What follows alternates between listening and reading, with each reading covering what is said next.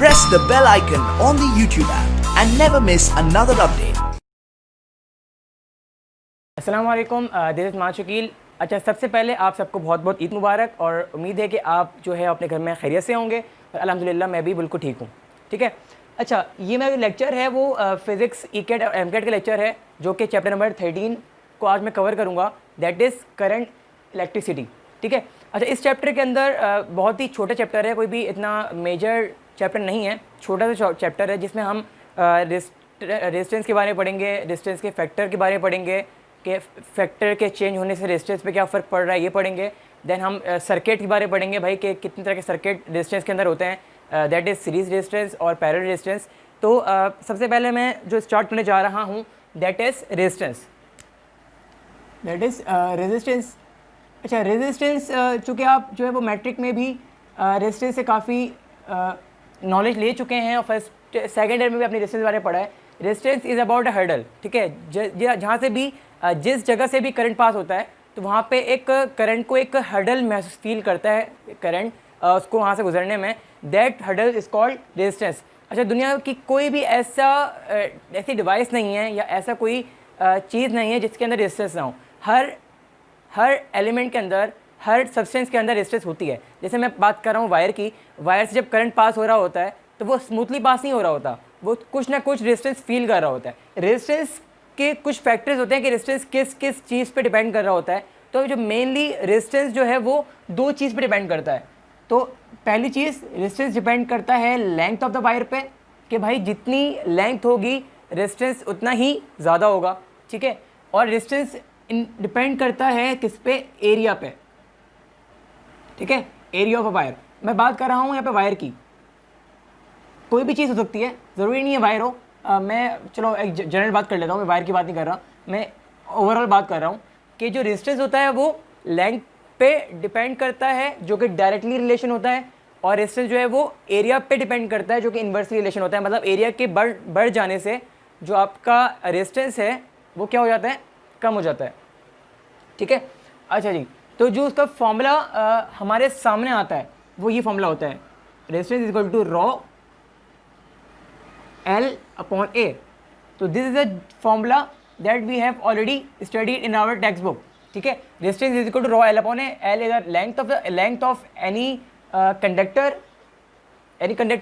Area is the A is the area of any conductor and rho is the resistivity. ठीक है, जो कि constant होती है। अच्छा जी, अब हम बात करते हैं, लेट सपोज आपके पास एक वायर है, मैं समराइज कर रहा हूँ उसको वायर से। आपके पास एक वायर है, ठीक है, समझी गई चीज़ को। इसका जो लेंथ है वो L है और जिसका क्रॉस सेक्शन एरिया है वो A है। ठीक है। लेट से मैं बोलूँ भाई कि जो आपका लेंथ है ना वो थ्राइस हो गया है, मतलब 3 टाइम बढ़ गया लेंथ। लेट सपोज लेंथ जो है वो थ्राइस हो गई है, लेंथ जो है वो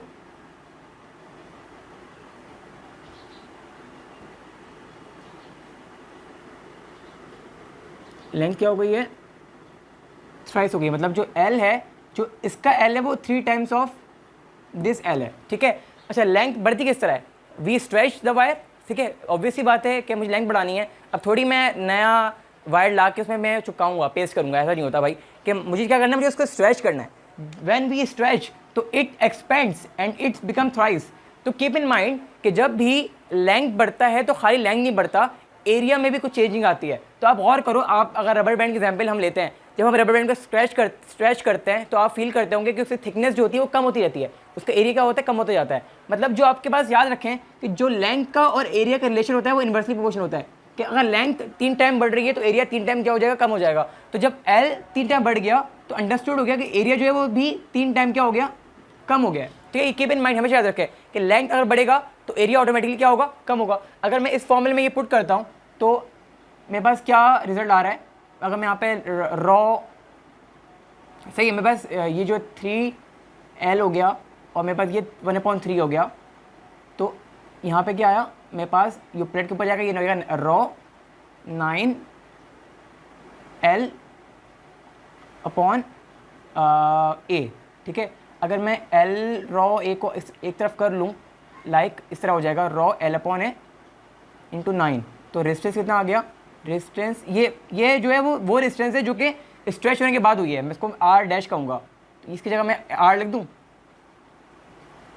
तो क्या हुआ, 9 टाइम्स जो है वो रेजिस्टेंस क्या हो गया, बढ़ गया। मतलब अगर मैं लेंथ को थ्राइस कर रहा हूँ तो वो स्क्वायर में बढ़ रहा है। क्या कर रहा है वो स्क्वायर में बढ़ रहा है। तो आप याद रखें हमेशा कि जो इसको मैं समराइज में इस तरह कर सकता हूँ कि भाई अगर आपके पास एक आपको रेजिस्टेंस निकालनी है, ठीक है, अगर लेंथ का मैं स्क्वायर कर लूँ तो वो उस लिहाज से रेजिस्टेंस बढ़ती है, ठीक है।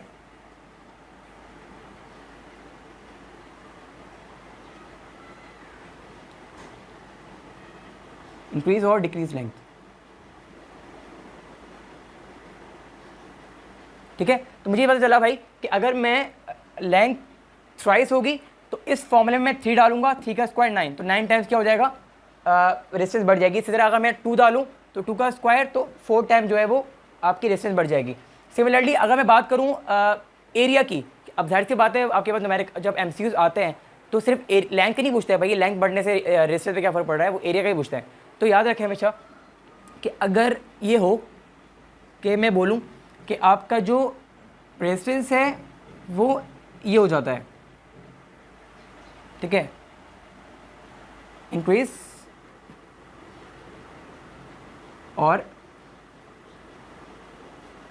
डिक्रीज इन एरिया, कि अगर एरिया डबल या ट्रिपल या हाफ टाइम या 1/4 टाइम बढ़ रहा है, तो जितना टाइम बढ़ रहा है वो आप एरिया की जगह डाल दो, देन आप रेजिस्टेंस निकालो कि रेजिस्टेंस कितने बढ़ रही है। अच्छा, मैंने ये रेजिस्टेंस भी इसी तरह ही कैलकुलेट किया है। अब ज़ाहिर सी मैं कॉम्प्लिकेशन में नहीं जा रहा, मैं लेंथी प्रोसेस नहीं कर रहा, ठीक है। मैंने एक फॉर्मूला जो है डिज़ाइन कर लिया कि भाई अगर लेंथ 3 टाइम बढ़ रही है तो उसका स्क्वायर ले लो, रेजिस्टेंस उतना बढ़ रहा है, ठीक है। सिमिलरली अगर एरिया 3 टाइम बढ़ रहा है तो उसका तुम इन्वर्स का स्क्वायर ले लो, तो जो आपका आर है वो उतना टाइम बढ़ रहा है। ऑब्वियसली बात है एरिया पे बढ़ने से रेजिस्टेंस कम होता है। लेट्स सपोज 3 टाइम अगर 3 टाइम्स अगर वो बढ़ेगा तुम्हारा एरिया, तो 9 टाइम्स तुम्हारा रेजिस्टेंस कम हो जाएगा। तो इस फॉर्मूले में तो पुट करके ना इसको आप सॉल्व कर सकते हैं, ठीक है। अच्छा, मैं एक और चीज़ यहाँ पे क्लियर कर दूँ, अक्सर रेडियस का भी पूछता है भाई कि रेडियस के बढ़ने से या डायमीटर के बढ़ने से उस पर क्या फ़र्क पड़ रहा है। अगर मैं इस फॉर्मूले में अगर मैं ए की जगह पाई आर स्क्वायर डाल दूँ,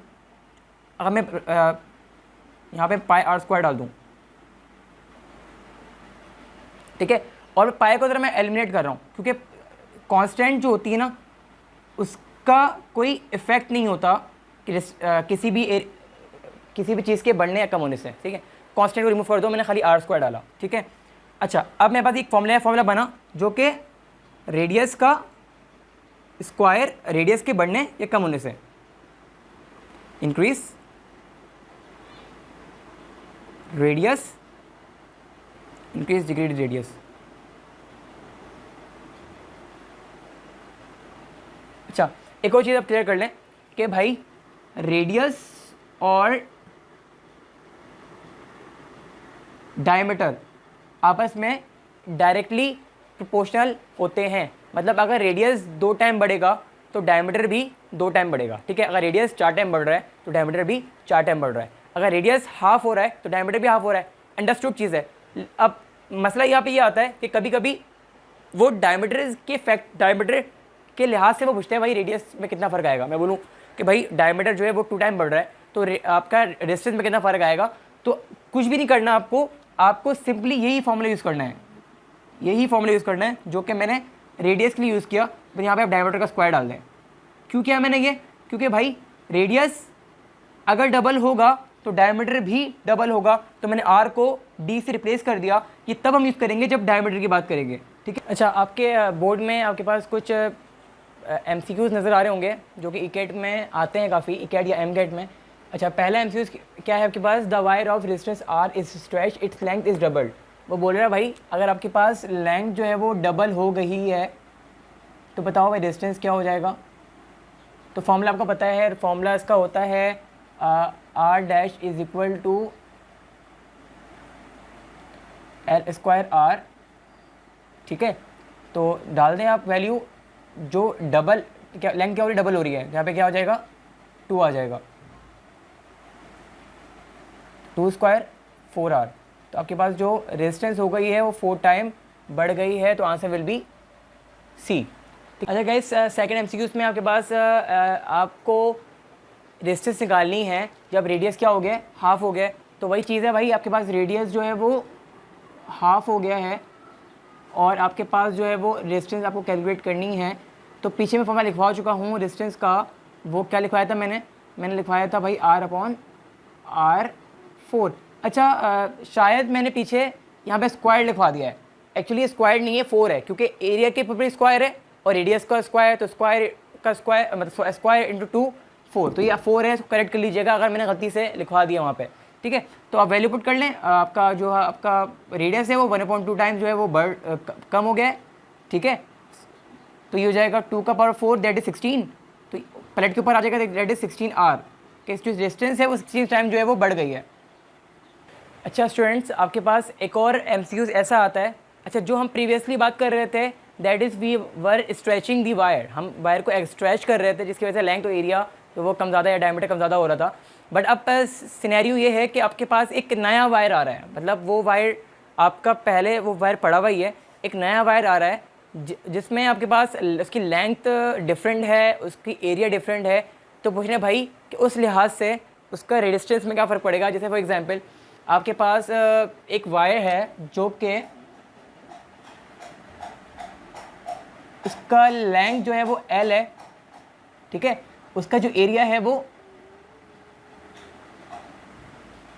A है, रेडियस जो है वो R है या डायमीटर जो है वो D है, ठीक है। और मुझे बोले भाई कि मैं एक और वायर जो है वो मार्केट से परचेज़ कर रहा हूँ, लेट सपोज मैं एक और वायर जो है वो मार्केट से परचेज़ कर रहा हूँ जो इसका जो लेंथ है वो इसकी लेंथ के डबल है, लेट सपोज, और जो इसका एरिया है वो इसके एरिया से डबल है। सही है, पॉसिबिलिटी है। उसमें तो ये था कि हम स्ट्रेच कर रहे थे, जब हम स्ट्रेच कर रहे थे तो उस लिहाज से लेंथ और एरिया जो है वो इन्वर्सली रिलेशन आ रहा था। अगर आप यहाँ गौर करें कि लेंथ भी डबल हो रहा है और एरिया भी डबल हो रहा है, तो ये हो सकता है कि लेंथ भी डबल है और एरिया भी डबल है। Is it possible? But when it is possible in that scenario जिसमें हम मटेरियल दूसरा मटेरियल लेके आ रहे हैं, मतलब मटेरियल तो वही है, मतलब सब्सटेंस वही है, लेकिन जो आपकी वायर है वो नया परचेज़ कर रहे हैं जो कि डिफरेंट है इस वायर से, इसको हम स्ट्रेच नहीं कर रहे। तो उस सिनेरियो में हम रेजिस्टेंस कैसे कैलकुलेट करेंगे? तो उस सिनेरियो में रेजिस्टेंस का जो फॉर्मूला बनता है वो बनता है R is equal to L upon R L upon A into R। सही है, ये फॉर्मूला बनता है। ये तब के फॉर्मूले जब तुम्हें एरिया गिवन हो। अगर तुम्हें रेडियस गिवन होता है तो यू विल पुट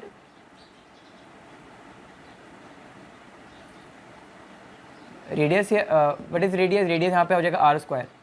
अच्छा, हम कांस्टेंट को रिमूव कर रहे हैं, हम पाया लगा नहीं रहे, तो ये हो जाएगा इंटू R। और अगर डायमीटर का फ़र्क हो तो you will put diameter square into R।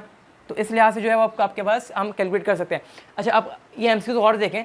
The resistance of wire of uniform diameter D and length L is R। एक आपके पास वायर है जिसकी डायमीटर D है, लेंथ L है और आपके पास जो रेजिस्टेंस है वो R है, ठीक है।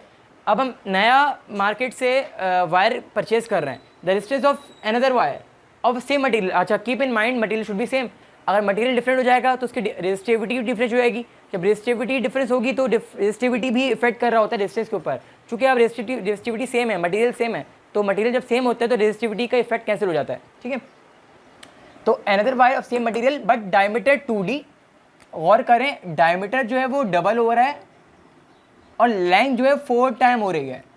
सही है, डायमीटर डबल हो रहा है और लेंथ 4 टाइम हो रही है। अब बताए रेजिस्टेंस क्या है? तो फॉर्मूला मैंने क्या लिखवाया था? अगर डायमीटर की बात हो रही ना, तो डायमीटर के लिए फॉर्मूला क्या लिखवाया था मैंने लिखवाया था भाई L upon D square into R। सही, what will be the length is 4 time, ये 2 का स्क्वायर इंटू R, ये हो जाएगा 2 का स्क्वायर 4 से 4 कैंसिल, रेजिस्टेंस कितना आ गया? सेम रेजिस्टेंस आ गया, तो it will be R। Students, now move to the another case that is, अगर हम बात करते हैं सर्किट की। सर्किट में रेजिस्टेंस दो तरह से ज्वाइन हो सकता है। Number 1 is series and number 2 is parallel, ठीक है। सीरीज़ पैरेलल का कॉन्सेप्ट आपको पहले ही होगा, अगर नहीं है तो आप जो है वो पिछली बुक्स पढ़ लें कि सीरीज़ में जो फार्मूला बनता है वो किस तरह बनता है और पैरेलल में जो फार्मूला बनता है वो किस तरह बनता है, ठीक है। अच्छा, अब मैं जो बताने जा रहा हूँ दैट इज़ आपके पास एक रेजिस्टेंस, एक वायर है, let's suppose you have a wire, ठीक है, ऑफ रेजिस्टेंस आर, ठीक है। अब आप कर ये रहे हो, आप इसको इक्वल पार्ट्स में डिवाइड कर रहे हो, कट कर रहे हो, मतलब वो n पार्ट्स, n हिस्सों में कट कर रहे हो और इक्वल डिस्टेंस होना चाहिए। कीप इन माइंड इक्वल जो है वो उसका लेंथ होनी चाहिए जो आप कट डाउन कर रहे हो, ठीक है। आपने क्या किया, उसको आपने कट कर लिया एंड देन कट करने के बाद या तो आप उसको सीरीज़ में ज्वाइन कर रहे हो या उसको आप पैरेलल में ज्वाइन कर रहे हो, ठीक। तो याद रखें हमेशा जब आप इसको पैरेलल में ज्वाइन करोगे तो उस वक्त जो इक्विवेलेंट डिस्टेंस या जो टोटल डिस्टेंस होगा उसका फॉर्मूला होगा R/n², मतलब जितने पार्ट में हमने डिवाइड किया जो डिस्टेंस था वायर का उसको आप उसके टोटल जो है वो पार्ट्स में जो डिवाइड कर रहे थे उससे उसका स्क्वायर से डिवाइड कर दोगे, then you will get the total distance के टोटल डिस्टेंस कितनी आ गई। एक्चुअली वो आपसे अक्सर पूछते हैं, ठीक है। बट कीप इन माइंड अगर आप सीरीज़ की बात करेंगे तो सीरीज़ में अगर आपने कट डाउन किया एंड देन उसको वापस से ही सीरीज़ में ज्वाइन कर दिया, अब आपने देखिए आपने क्या किया, आपने इसको कट किया, सही है, आपने इसको यहाँ से कट किया और वापस से आपने इसको ज्वाइन कर दिया, मतलब वापस से आपने इसको ऐसे ही ज्वाइन कर दिया, सीरीज़ में ही ज्वाइन कर दिया। आपने कट भी सीरीज़ में किया था, ज्वाइन भी सीरीज़ में कर दिया, तो आपने क्या किया, कुछ भी नहीं किया, आपने दोबारा वापस से वही सिचुएशन को आपने क्या कर लिया, अवेल कर लिया। तो उस वक्त जो इक्विवेलेंट डिस्टेंस होती है वो सेम रहती है जो पहले थी, सही है, हमेशा याद रखिएगा कि इक्विवेलेंट डिस्टेंस जो है वो सेम रहती है जो पहले थी, बट जो पैरेलल में ज्वाइन करोगे तो रेजिस्टेंस जो है वो कम हो जाती है। Okay students, let's have a look example. A wire of resistance R is cut into 4 equal parts. एक आपके पास रेजिस्टेंस थी, उसको हमने 4 इक्वल पार्ट में जो है वो कट कर दिया और वापस से मैंने उसको पैरेलल में ज्वाइन कर दिया। अब जब मैंने पैरेलल में ज्वाइन कर दिया भाई उसकी टोटल डिस्टेंस कितनी हो गई, तो फॉर्मूला तो क्या होता है RE = R/n², ठीक है। तो व्हाट इज n इज 4 का स्क्वायर 16, इसका आंसर हो जाएगा R/16, तो वो 16 टाइम क्या हो गई है, वो कम हो गई है। Okay students, now move to the another and last topic जो कि पैरेलल सर्किट है और सीरीज सर्किट है। दो तरह के सर्किट होते हैं, that is parallel circuit and series circuit. Resistance पे भी होते हैं और कैपेसिटर पे भी होते हैं, आप पढ़ चुके होंगे। तो पहले हम पैरेलल सर्किट को डिस्कस कर लेते हैं। पैरेलल सर्किट में क्या होता है, आपके पास तीनों रेजिस्टेंस या more than 3 resistance, more than 2 resistance जो आपस में क्या लगे हुए होते हैं, पैरेलल में लगे हुए होते हैं, ठीक है। तो जब भी रेजिस्टेंस पैरेलल में लगे हुए होते हैं, जो इसका इक्विवेलेंट रेजिस्टेंस का फॉर्मूला बनता है वो बनता है RE = 1/R1 + 1/R2 + 1/R3 + so on, ठीक है। अच्छा, पैरेलल सर्किट के अंदर एक चीज़ का ख्याल रखें, चाहे वो पैरेलल सर्किट हो, चाहे वो कैपेसिटर के लिए हो, चाहे वो रेजिस्टेंस के लिए हो, तो होता क्या है कि जब भी पैरेलल में अरेंजमेंट होती है उस वक्त जो तीनों या जितने भी रेजिस्टर लगे हुए होते हैं उन सब का वोल्टेज बराबर होता है, ठीक है, बट करंट डिफर कर रहा होता है,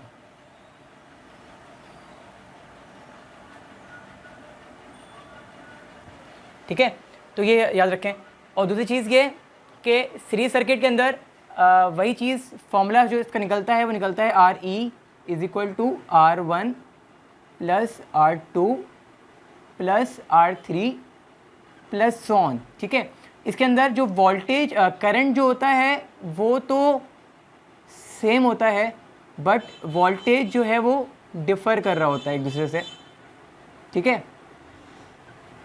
ये तो आपका फॉर्मूला हो गया। आपके पास जो है वो रेजिस्टेंस गिवन होते हैं और बोलते हैं भाई कि इसका इक्विवेलेंट डिस्टेंस निकाल दो, चाहे वो सीरीज़ में हो चाहे वो पैरेलल में हो। बट कभी कभार MCQs में, NED के MCQs में अक्सर ये क्वेश्चंस आता है कि आपके पास जो है वो एक क्वेश्चन होता है कि बोलता है भाई आपके पास एक डिफरेंट जो है वो रजिस्टर्स हैं, लेट सपोज 5 रजिस्टर्स हैं या 6 रजिस्टर्स हैं, उन पाँचों रजिस्टर का जो रेजिस्टेंस है वो सेम है, इक्वल रेजिस्टेंस है। लेट सपोज 2 है तो सबका 2 होगा, तो उस वक्त इक्विवेलेंट डिस्टेंस क्या होगा, चाहे वो सीरीज़ का हो चाहे वो पैरेलल का हो। तो इसके एक जनरलाइज फॉर्म मैंने एक बना के रखी हुई है ताकि ईज़िली आप put the value get the answer करके आप जो है वो वैल्यू निकाल सकें। तो उसका जो फॉर्मूला मैंने डिज़ाइन किया था वो ये डिज़ाइन किया था।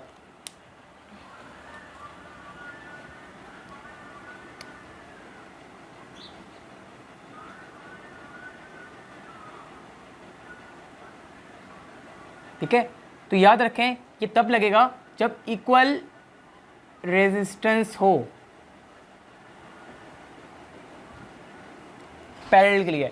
सीरीज सिमिलरली सीरीज़ का भी मैंने निकाला है, तो सीरीज़ में अगर पैरेलल सीरीज़ में लगा हुआ हो और आपके पास सेम रेजिस्टेंस हो तो उस वक्त जो फॉर्मूला बनेगा वो N × R बनेगा। ठीक है, अच्छा इशू ये है कि इस बार जो NIT का टेस्ट है ना वो ऑनलाइन टेस्ट हो रहे हैं। ठीक है, आपको पता ही होगा ऑनलाइन टेस्ट हो रहा है, कंप्यूटर टेस्ट हो रहे हैं, तो एक अलग से एक नया प्रेशर होगा और जो है वो थोड़ा टाइम कंज्यूमिंग होगा टेस्ट आपका। लेकिन चूँकि अगर आप थोड़ा सा स्ट्रेंथ बढ़ाएंगे अपनी, थोड़े स्पीड बढ़ाएंगे तो इंशाल्लाह it will be more beneficial for you. Okay guys, मेरा लेक्चर आज तक इतना ही था। चैप्टर 13 हमारा हो गया वाइंड अप। ठीक है, इसके हवाले से जो भी डाउट या जो भी क्यूरीज़ आपको अगर होंगे तो आप मुझसे कमेंट बॉक्स में पूछ सकते हैं। इंशाल्लाह I will read all the comments and try to solve your queries. ठीक है, तो आज तक के लिए इतना रखते हैं। अपना बहुत ज़्यादा ख्याल रखिएगा। अल्लाह हाफ़िज़।